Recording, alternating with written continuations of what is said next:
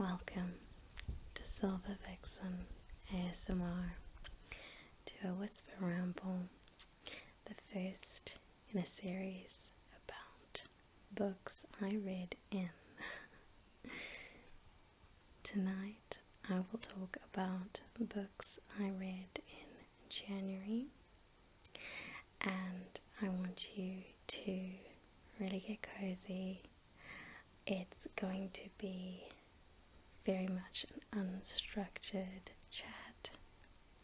I want you to think about it like you're meeting up with a friend that you haven't seen in a while, and you're both talking about books that you've recently read, and it's my turn. So, the very first book that I read this year is The History of Love by Nicole Krauss. Now, this is a lived-in copy, and it is aged. If you look closely, you can see some age spots on the cover, but we never judge a book by the cover, right? This book was absolutely gorgeous, heartbreaking, and I'm very, very glad that I discovered this.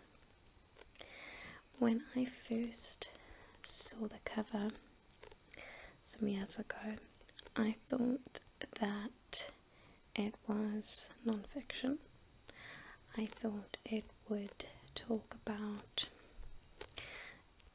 history of expressions of love, maybe in a combination of media, movies or poetry or literature.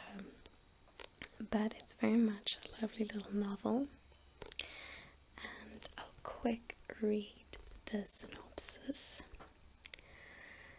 When I was born, my mother named me after every girl in a book my father gave her, called The History of Love. 14-year-old Alma Singer is trying to find a cure for her mother's loneliness. Believing she might discover it in an old book her mother is lovingly translating, she sets out in search of its author. Across New York, an old man called Leo Gursky is trying to survive a little bit longer. He spends his days dreaming of the lost love that 60 years ago in Poland inspired him to write a book.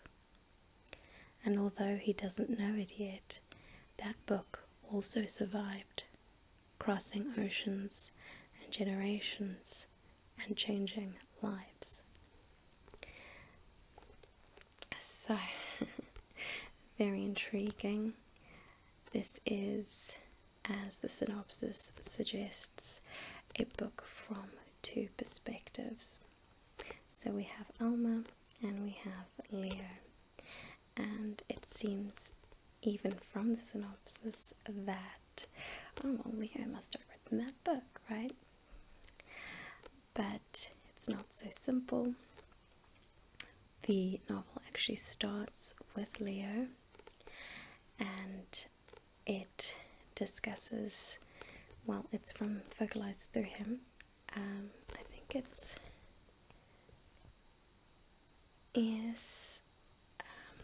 in first person, so it's not just focalized, it's narrated by him, and Alma's sections are also narrated in first person. And so I've lost my train of thought. So it starts with Leo. He's talking about how old he is, how his body has, degenerated. It doesn't work the way it used to, and he's alone. You know, he lives alone. He's got a friend living in, I think, the apartment right above him, but he's lived his life alone. He had a love many years ago when he was a young boy, teenager, and that was the only woman that he was ever going to love. And it's quite humbling, and it's tough to read as a young person, because you know that there are people in your life who are maybe in that stage, and also, you know, at some point you might get there and you think, oh, I don't want to be lonely, or oh, I don't want to be, you know, someone who hasn't had love for, you know, 60 years. And so it's quite sad, you know.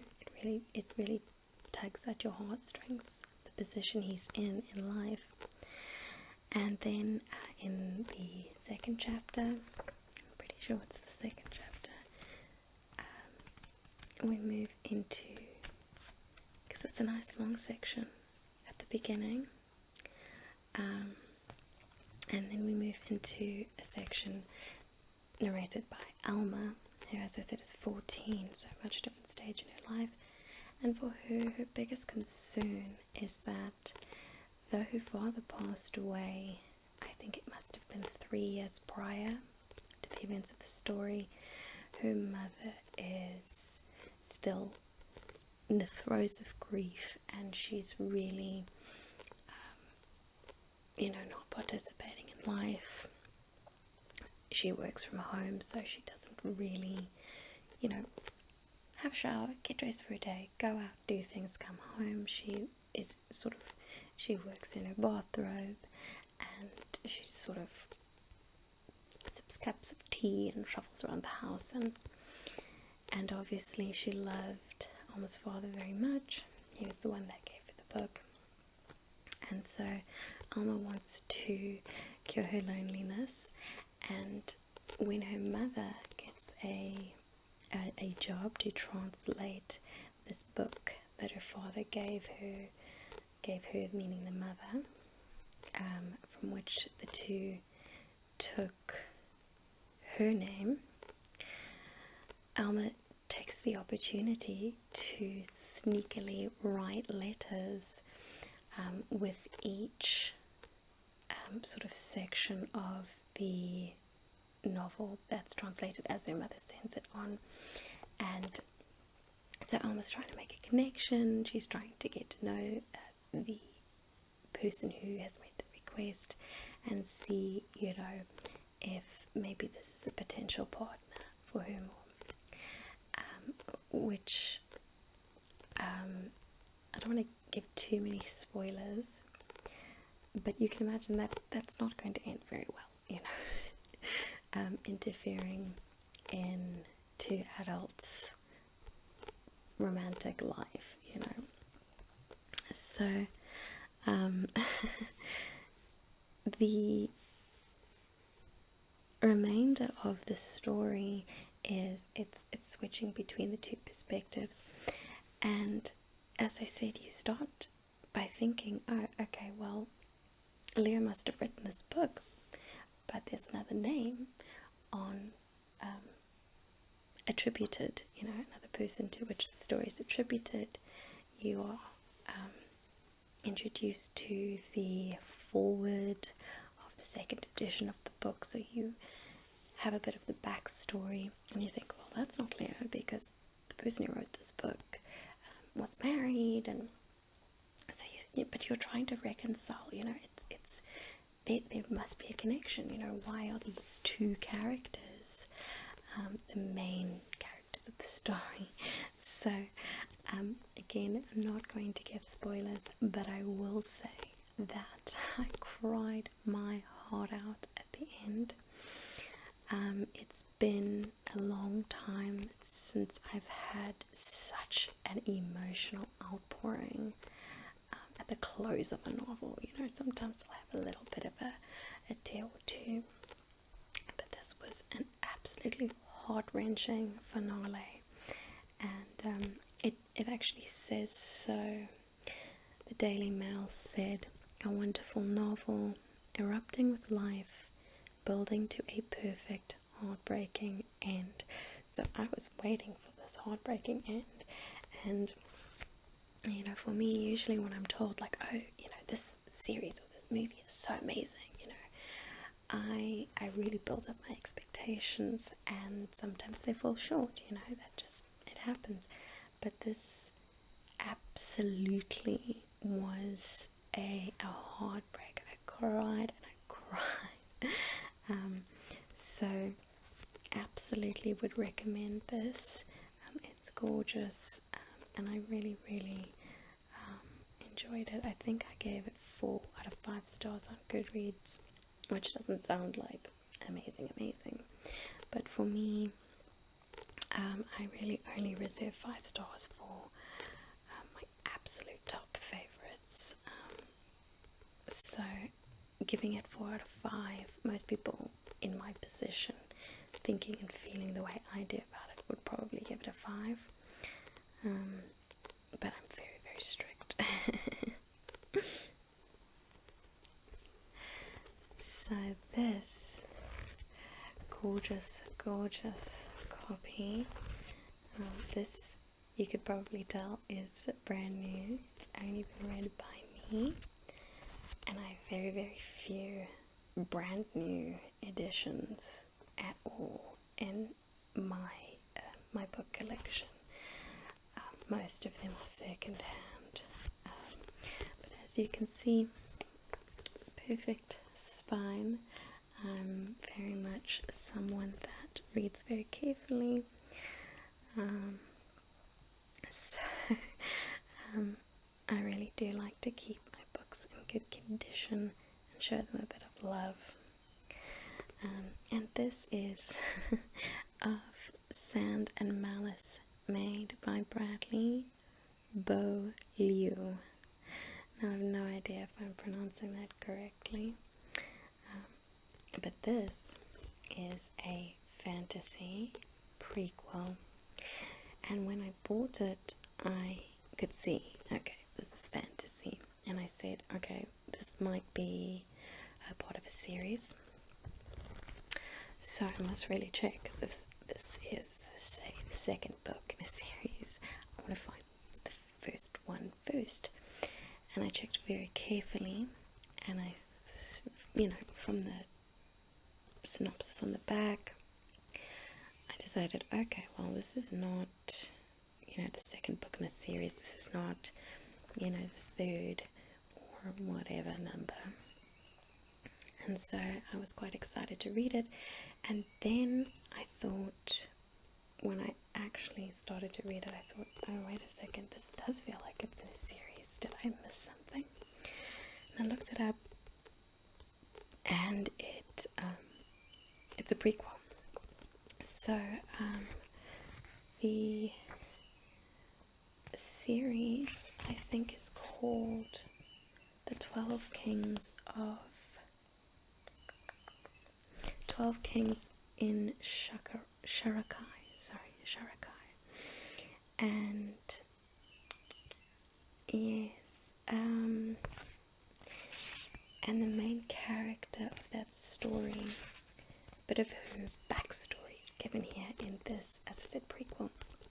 So again, I'll read the synopsis, and my pronunciation is probably going to be all over the place, so please, especially if you're a fan, please do forgive me. So Zeta is the youngest pit fighter in the history of Sharakai.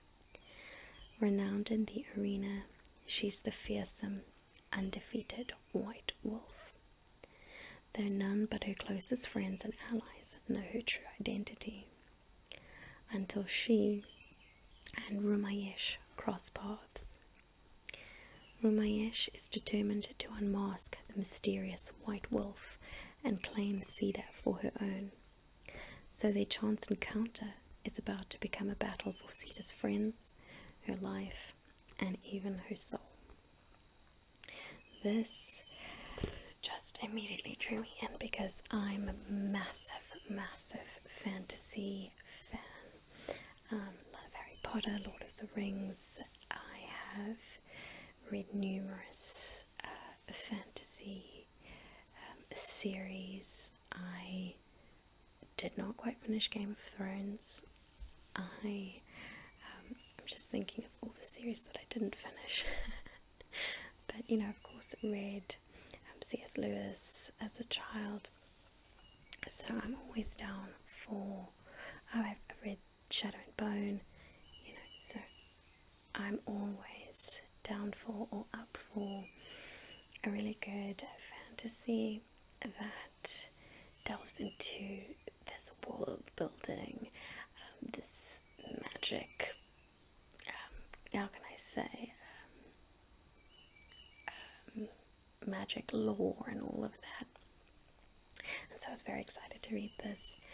I did enjoy it. I think I gave it 2 stars out of 5, which sounds like I didn't enjoy it. But on Goodreads it says, if you click on 2 out of 5 stars, it says I like it. So I do like it. For me, the quality of writing is it's alright, but it's a little bit samey, you know. Like, I've read this before. The sort of descriptions, the characterization is maybe not as deep as I would, as I prefer. But for the story itself, I really did enjoy the narrative, the world building. I would be interested to read the 12 Kings in Shurikai, or I think it's just called 12 Kings. But I would be keen to read the series because I do enjoy the world. It's got not a ton of magic in it, but it has a very different historical underpinning, so it seems much more Middle Eastern. It's very much set in a desert setting. There is the city that Cedar lives in, but there are forays into the desert, the nearby desert, and I really did enjoy the visuals that Bo Liu came up with, and I was also I just love words, and you'll see that soon, but I also loved it being set in a very different part of the world than where I'm from, because a lot of the names, you know, whether of people or cities or things, were really beautiful, so different. You know, obviously we've talked about Shurikai, and Ria Tulathan, even the name Seda, or Cedar, I don't know. It's just really very, very removed from what I'm experiencing, so it really does feel like you're transported. And yeah, I also enjoy the lore. It's, you know, they've got 2 moons. I think they've got 2 moons, and there's a whole how can I say, what do we call it? I'm trying to think about the star signs, the zodiac and all of that. No, that's not what I'm thinking of. Myths and gods and all of that. Obviously, as I said, it's got a very specific underpinning, so there is that to enjoy. So if you enjoy a new world and you want to go somewhere really different, I would highly recommend this. Very enjoyable in that sense. In terms of the storyline, again, I don't want to give too many spoilers, but I feel that I'm much more excited to read what happens later on in her life, i.e. what happens in the series. It kind of is a wet your whistle type of book in my opinion. Alright, and then we have Hunger by Nut Hamsun, and this I've been meaning to look up and read a little bit more background on, because it was quite a different read, very fascinating. It says here on the cover, Thomas Mann, who was a very prolific writer, it says, never has the Nobel Prize been awarded to one worthier of it. So this was evidently awarded the Nobel Prize for literature. As I said, I meant to actually look that up and see what critics said about it, other than what I could see on the back. But I'm a very busy person, so I just took Thomas Mann's word for it. This is very much serious literature. You need to be patient with it. It's not like, let's say, of Sand and Malice Made, where I really got through it. I recall it was a while ago that I read it. I got through it quite quickly, and it was easy to read in the sense that you could sit down, read like 80 pages and be quite surprised that you'd gotten through so much so quickly. Not like The History of Love, that also is, just has characters that are so personable, and so you can be so empathetic towards them. You feel for them, you want to know more about them, you want to follow them, and therefore it makes it easier to get through. This was not one of those, so you really need to be, as I said, patient. You need to be ready to sit down and sort of slog through 30 pages, and say, I did well today. So again, synopsis. This is by Arthur Kustler, and he says, the story of the semi-delirious trip of a young dropout writer in search of his identity. It was published in 1890 when Hamsun was 31. With a little scene shifting, it could have been written today. He created a new style of writing, a new form of prose narrative which has a hypnotic effect on the reader. I wish you bon appetit with Hunger. Other things that have been said about it, let's see, one of the most disturbing novels in existence.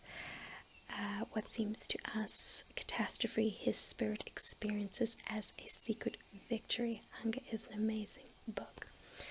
And plot-wise, there is, very little going on. It's a lot more about what the character is experiencing, what psychological and certainly what physical experiences he's going through. So there's a lot of internal, or I should say interior monologue. There is so much about how he feels about his situation, and as said, it's a sort of a trip of a semi-delirious nature, and it's not to do with anything that he's imbibed. In fact, it is because he is experiencing starvation, and so as the title would suggest, and so he is not able to think straight, he's not able to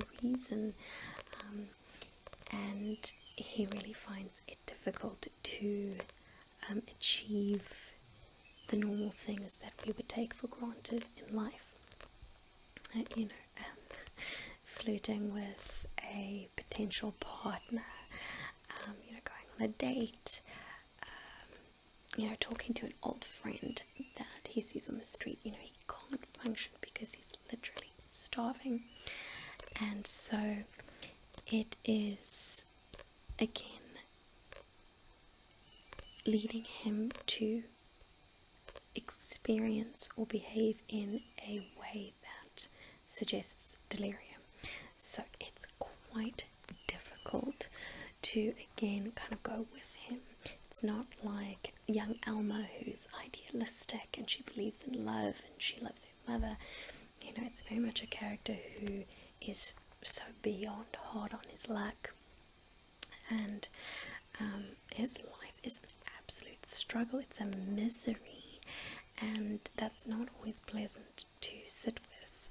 That's not pleasant to walk with someone who is at that stage. So what I will say is, again, plot-wise, there's not really much going on, and that's not the point. It is, as Isaac Bashevis Singer says, it's a book from Hamsun, who apparently the whole modern school of fiction in the 20th century stems from Hamsun. So I feel like a lot of books and a lot of TV shows and series that have these very complex characters, and we look at their psychology, and that's really the point, owe a lot to writers like Hamsun, who wrote stories like this, which at that time, and I think this was published in 1890. Yes, in 1890. This wasn't common, this wasn't normal, this wasn't the way that people wrote, and this wasn't the type of thing that people read. So for us now, what I've told you, the synopsis, we would think, okay, it's a bit alternative, but it's nothing I haven't seen before. Back then, this was not the type of thing that people saw or read or even thought that they would want to see or read. And so yeah, definitely for me it was a very uncomfortable experience living with this character, because that's really what happens when we read. We live with the characters, because his life, as I said, it's an absolute misery. He's a writer, but he doesn't have a writing post. It's not like, he has a journalist position at a newspaper. He writes what he wants to write, and it's very creative and very he's always going to his editor with his work, and then his editor is like I say his editor, but again, he's like a freelancer. An editor will say, no, not this piece, or try and write something that people want to read.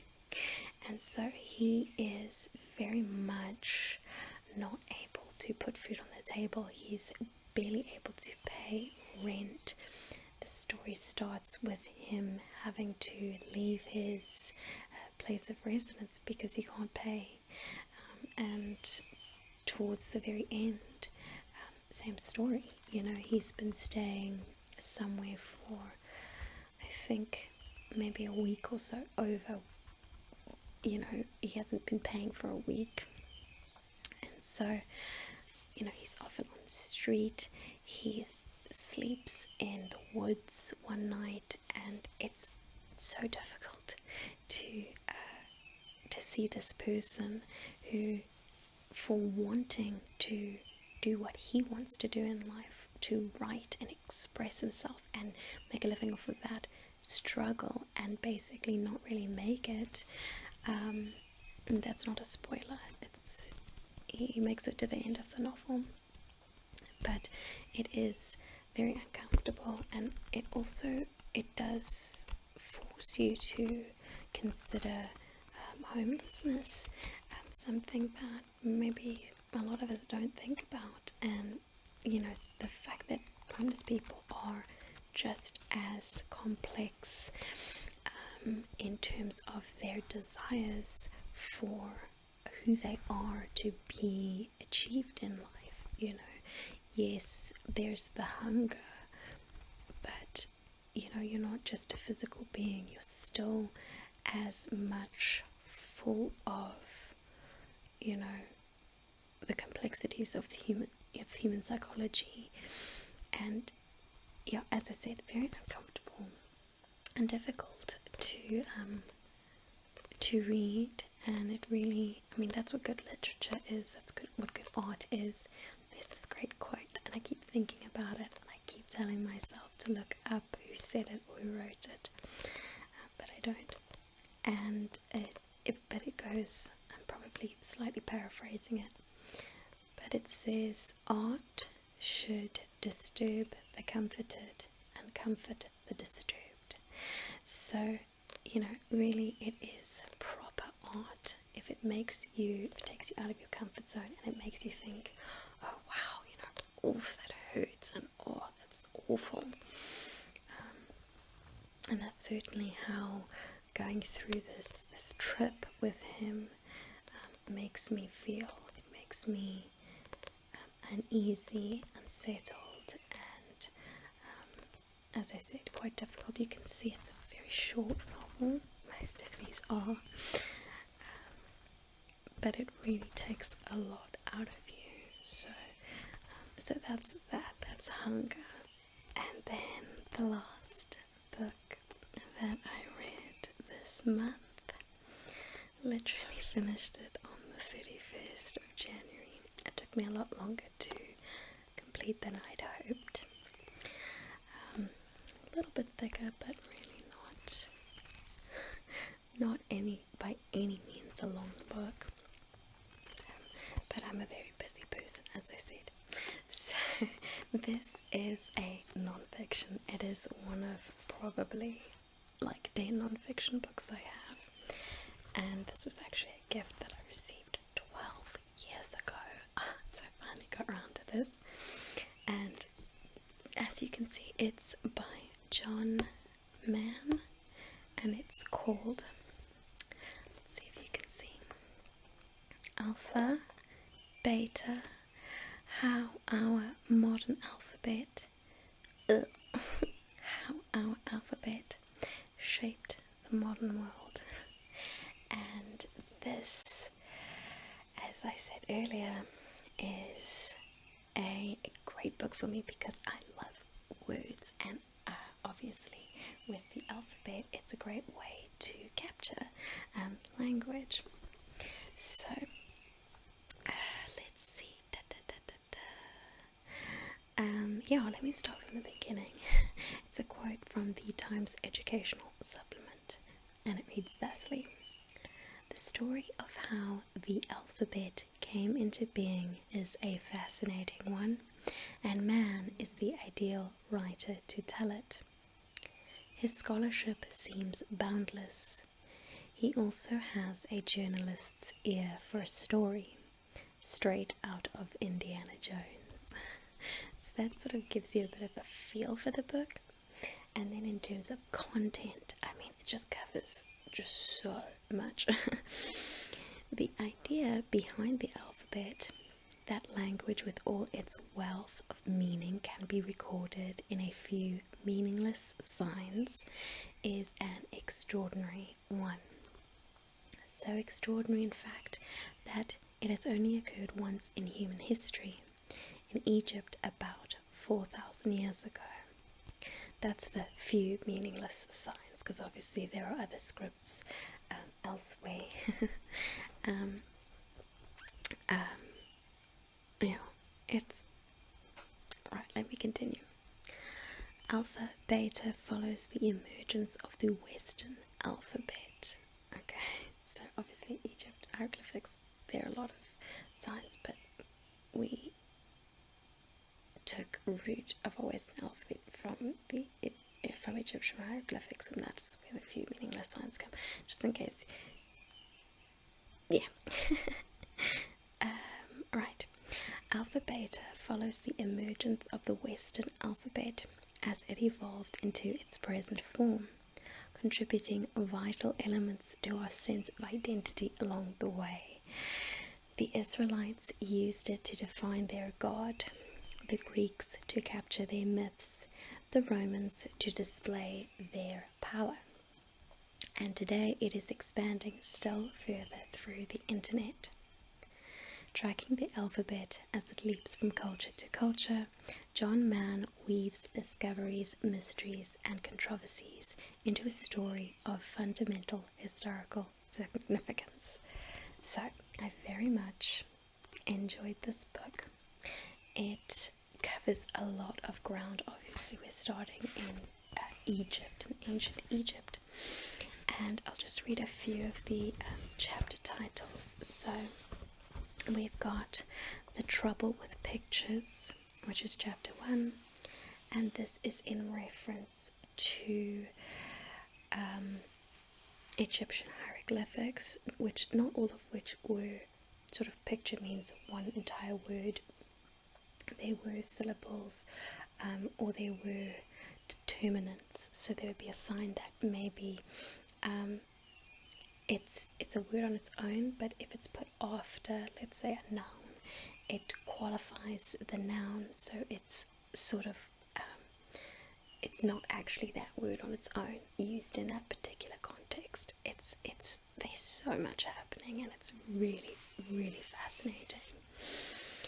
The bearable burden of syllables, so this is script that is more syllabic, not just A, B, C, but really there was so much in the history of the alphabet where in other alphabets there were single letters, there were syllables, there was a combination, letters in the wilderness, the search for the perfect alphabet into Sinai, and it goes on. I'll look back at that in a moment, but just to say that it really is such a great historical read. It definitely, if you've watched my videos before, you'll know I love history.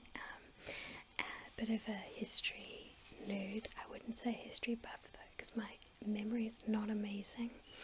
So I always have to, go back and reread or read another book about the same period because I forget.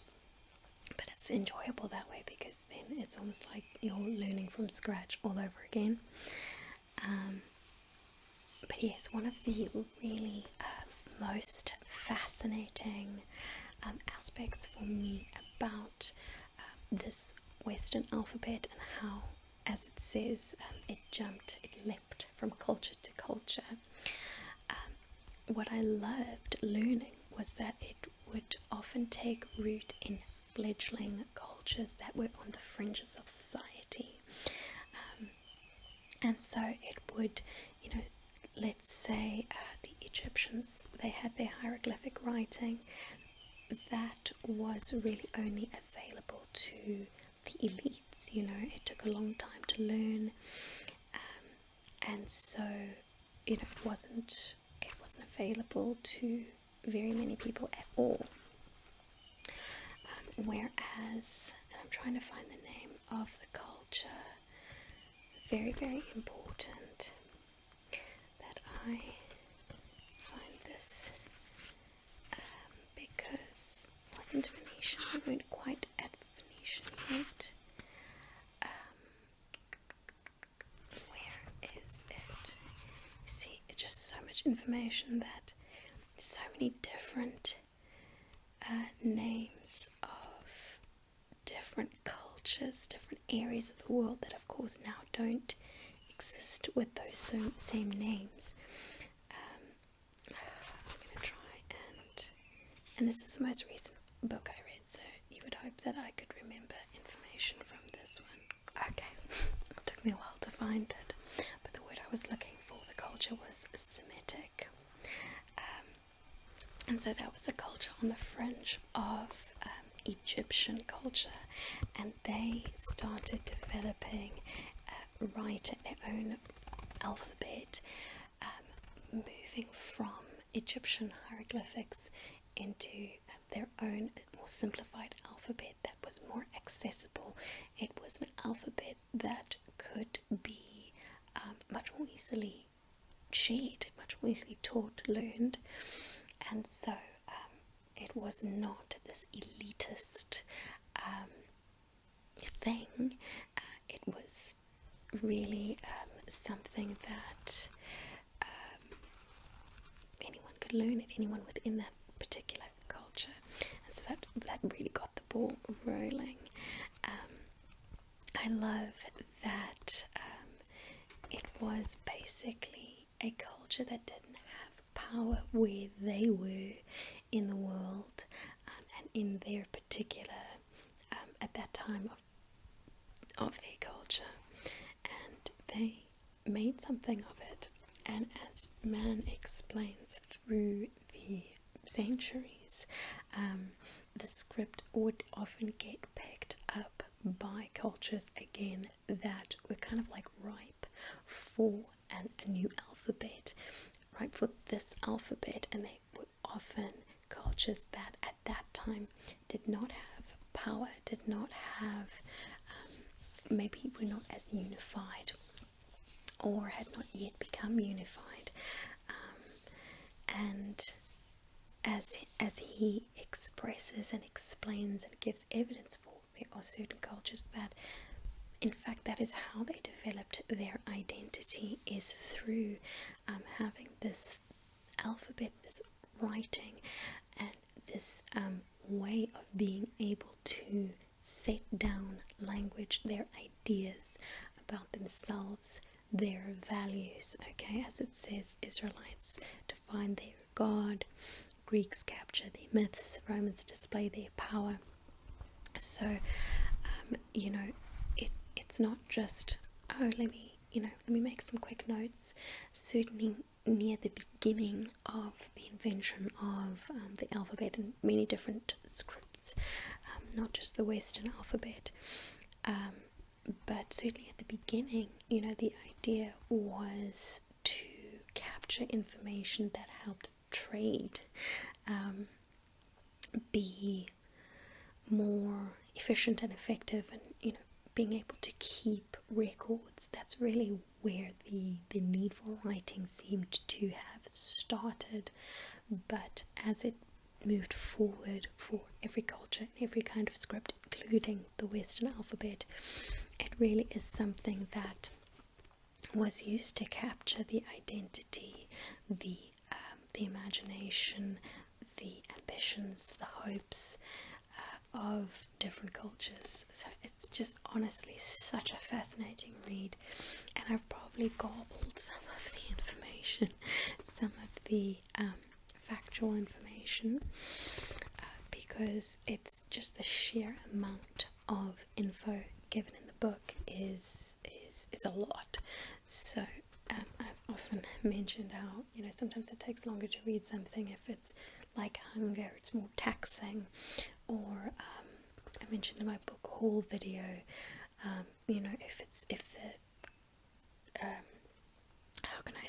if the themes are really serious, that maybe you need to put the book down and say, oh, okay, I'm not going to read this for like 3 days. I need to debrief from something a bit upsetting. So yeah, for me, I don't force myself to push on and push through if I'm having but if I feel like, I don't want to read this for 2 days, then I'll put it down and I'll do other things with my life and come back refreshed and hopefully even more enthusiastic. Other things I can say about Alpha Beta in terms of what specifically is discussed. We've got chapters like into Sinai. That's where we're leading into the Israelites, and Judaism and the role that having an alphabet played in their identity. We've got the land of purple, the selfish alphabet, the great leap forward, why we don't write Etruscan. That was absolutely fascinating. I know I'm skimming over some chapters. I can always circle back, but why we don't write in Etruscan was absolutely an opener for me. I studied classics, so I probably should have remembered this. It shouldn't have seemed quite so new to me. But the idea of the Roman Empire, how Rome was founded, is a little bit more complex, right, than most of us think. We've got the idea of, Romulus and Remus, these twins, and they were raised by a wolf mother, and they founded Rome. And it's really a lot more complicated than that. And the Etruscan culture was a really big part of how Rome came to be. And it just really, a lot of other details, different sections of the book, why, for example, Cyrillic script came into being, what were the political motivations for this script, or developing this alphabet versus using the Western one. It's absolutely, if you enjoy